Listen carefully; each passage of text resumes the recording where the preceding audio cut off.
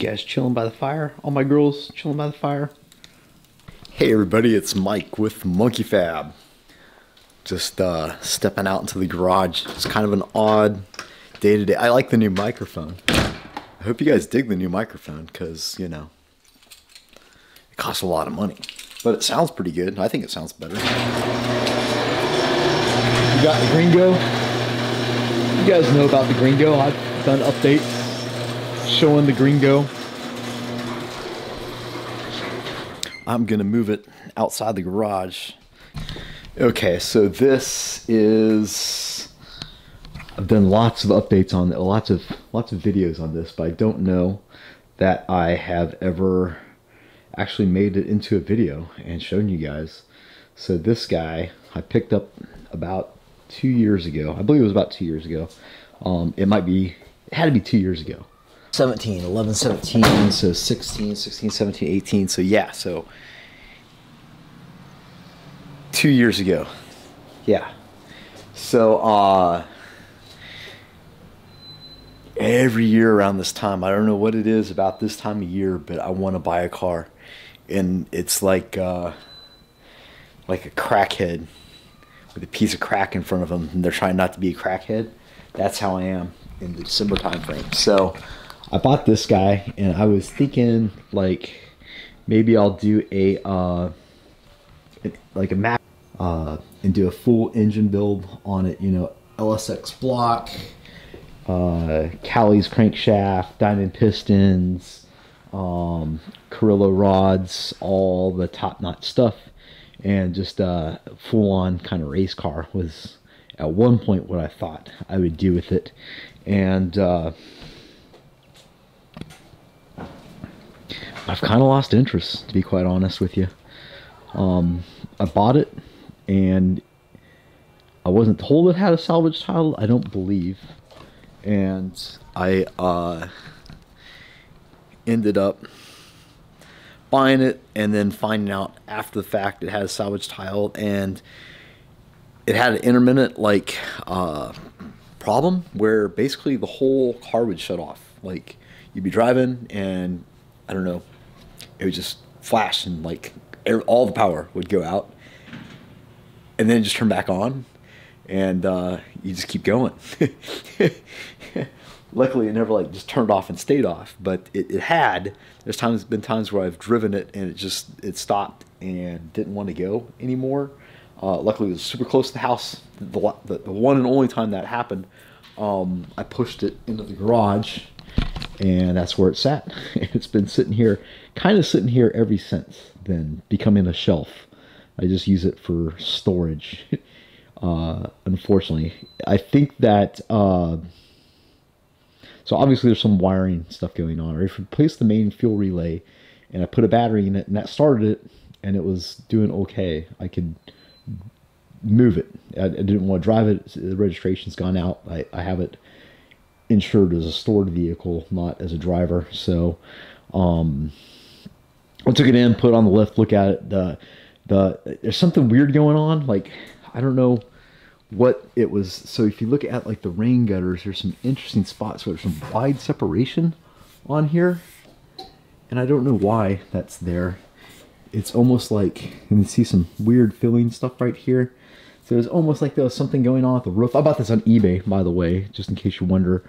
The only real blemish on it right here is this fender, though. You know, some of the trim is peeling, but it's a good 240 DL. It's an 86, I believe, and it's in really good shape. The interior is fabulous. There's really no tears in the seats or anything, no cracking on the dash, and there's a crack. I'm sorry, there's a couple cracks on the dash, yeah, but it's pretty good shape overall, and the air conditioner works. So I would like. So since then, after I got this guy, I wanted a Volvo wagon, and this thing, you know, wasn't what I hoped it to be. And then maybe a half a year or so later, I bought the Green Go, and the Green Go is a one-owner car. Like, I literally have all the paperwork from the first owner going back on the Green Go since the day it drove off the lot. I literally bought the car at the same house that the guy sold it to me at. So he bought it, registered the car new. I had that paperwork, and I bought it from him at the same house. 170 something miles later, I've since put like 20,000 miles on it. I absolutely love this car. It's a great station wagon, and I love wagons. But it's really only trouble is this little spot right here, which could just be pretty much fixed with a fender. I've I actually bought one and I didn't realize in the fine print it said that it was bent all the shit in back. So there's a fender in the back of the of the gray one. But I just, my idea is basically to keep an eye out, and if I see a paint match, because this is pretty standard color for the Volvos, to go ahead and swap it out with the fender.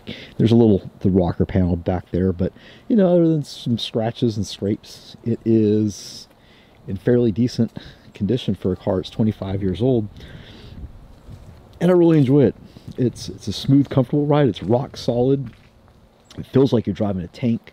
It's sturdy. Everything works. It's got a Bluetooth stereo, an Alpine head unit put in there, so it's kind of modern. The speaker skis will work. There's only like one speaker that works, but I only listen to talk radio anyway in audiobooks, so it doesn't matter. I've driven this car as far as my mom's house in Arkansas, and it rode flawlessly there, back, no problems. Got great gas mileage, 20 something to the gallons to the mile. I love this car, and I'm kind of at a point where things are kind of, you know, odd in the fact that the Phoenix is going to be done. Like you guys saw, I pulled the transmission out of that. Josh has got it right now. He's already pulled it apart, diagnosed it, and it was a shifter that I had in it. It was kind of in between, you know, it was falling in between places, and it was locking up a drum along with the trying to push it through the gears, and that burnt it up. And he said it would cause all kinds of bad sounds and noises and whatnot. So, you know, that's anyway, that's gone. He's already ordered the parts to get that fixed up. I've since ordered a shifter. I got some, it's kind of silly how expensive shifters are, but I bought a nice B&M shifter for it, so we can make sure we're putting this transmission in gear properly. I need to build a center console for it. Can't do that until I get the shifter, so I can space everything, and I'm just kind of stuck. I do have some wheels that I want to do some measuring on. I woke up this morning at like 4 or 5 and sat there, and I was just like, these wheels are just driving me crazy. I think that I came to the conclusion that I'm just going to spend the money, buy some shorter axles, shorten the thing 2 or 3 inches on either side, and then wheels will no longer be a problem because the hubs will be sitting in the wheel well where they need to be. There's an echo now. It's horrible. Let's go to the shop. Let's do that, okay? And we'll talk. We'll talk shop in the shop. I got my tripod out there anyway. It'll be better. All this stuff, we're gonna get to that. Where we were at was the projects. So I have the silver wagon. Kind of lost interest in that, and I have the Green Go. I love that car. It's a tank. It's brilliant to drive, and I want to keep that as my daily driver. And then we got the Phoenix, and it's a project, and we're about to wrap it up. I'd like to do drag week with this guy. I think if I could run 10s in it and have air conditioning, then I wouldn't embarrass myself too bad being the first time out there. And my friends do it, and a lot of customers do it, and competitors. I call them competitors, but I don't really, I'm not a famine kind of mindset guy, so I just like to go out there and just meet everybody and hang out. I haven't really had a chance to do much racing when I was in the Army, even though I was a big car guy, just because when you're in the Army you just don't really have money so it makes it difficult. But that, and again, being in that mindset of it's that time of year where I really want to buy a car. There's not a lot on the market that really thrills me. I'm not like a go buy a new car kind of guy, because I don't eat that depreciation. I'm over that. And there's just nothing in the new car market that really moves me. I have a hard time dealing with the prices being, from the older generation where, 25,000, 30,000 was a lot of car, and I don't even think that I would buy you a Civic these days. If I had someone's put a gun to my head and they said, you had to spend your own money to buy a new car, I'd probably go with the Mustang. They're amazing. My buddy Aldo Welds is putting together like these record-breaking twin turbo 10 speeds, I think they are, and they're low 8, 7-second cars, just crazy. There's pretty neat with, imagine 8 seconds with air conditioning and all the infotainment stuff and whatever. And that infotainment stuff is another thing that kind of gets me. But anyway, on that, like, I would like to buy a new car. I never really treated myself to anything. My newest car is the truck, which is a decade old. My shop's a treat, but it's also practical. It's where I do my work at. So that was kind of my retirement gift to myself, was a house and a shop. But I've always loved Lotuses. I mean, since the first day they came out, it was just the style, the lines. I was a huge fan. I grew up on Volkswagens. When I was a kid, that's what we could afford, and those were popular back there in California, lowered Volkswagens, and I just obsessed about those, and I got a lot into the old history of those German-built cars, and the handcrafted, they called them Coachworks cars, were always just spoke to my heart. It was just people basically handcrafting these beautiful cars, and they were just, their works of art with just the flowing curves and the body work, and they would build a lot of those and sell them on Volkswagen chassis. There's a guy out in the Northwest, I think it's called Rung, and he's doing that right now out of all aluminum. Beautiful. Go check out his channel if you haven't already. It's amazing. But that's what the Lotus reminded me of. Was just it's a beautiful car, and that's, why would companies like Hennessy and Tesla, knock that off? Because it was a gorgeous car. Is why. And they're semi-affordable. And I drink a little bit at night, and I get to browsing on my phone, and I look and I find this guy.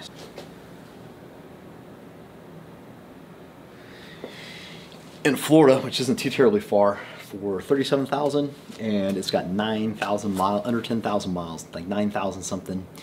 Clean Carfax, and I'm like, wow. So I push some buttons and whatever, it sent off the thing to the dudes on the other end, and they called me up the next morning, and I said, well, why not lowball these guys? And I said, like, hey, it'd be something I was interested in, but I'd really need to be in around like under 35. And as a little time goes by, they email me and they give me an offer of $34,900, which is pretty good for that car.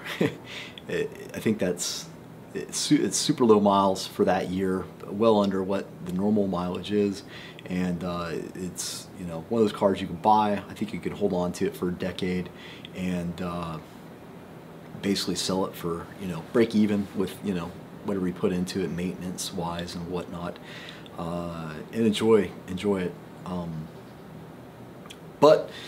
So anyway, I call my bank, and the bank goes, yeah, we'll finance you for what you need, no problem. So I call them back, and in this time, at least some sense, and the alcohol has left the body, and I think to myself, well, man, it would be a fun YouTube series. I think that people might be interested in watching a Lotus Elise get built, and I could do, and then I was kind of like, well, what can I do with that? I could do stainless steel exhaust or titanium exhaust. Would be kind of neat. I'm sure people might want to follow along on that. And then I was like, it'd be really fun. It's just K-swap those things. I used to do Hondas back in the day, and I had a Honda 90 Honda Civic Si hatch with B16 T GT 2871 RS turbo, which is a fabulous turbo, and it made like 300 horsepower. It wasn't a lot, but the thing was a go-kart, and it was a brilliant drivetrain. I always loved that drivetrain, and I can't imagine, I've never messed with the K series, but I'd imagine it'd be a very similar experience. And I thought, wow, and I know people do that, and there's kits out there, so I thought that would be a fun YouTube series. K-swap a Lotus, turbocharge it, and do stuff. I'm sure people will follow along, and then I get to use it as a tax write-off, which is a huge deal. It helped the business, you know, for the year, big time, and that I could utilize that money elsewhere, allocate it to grow the business.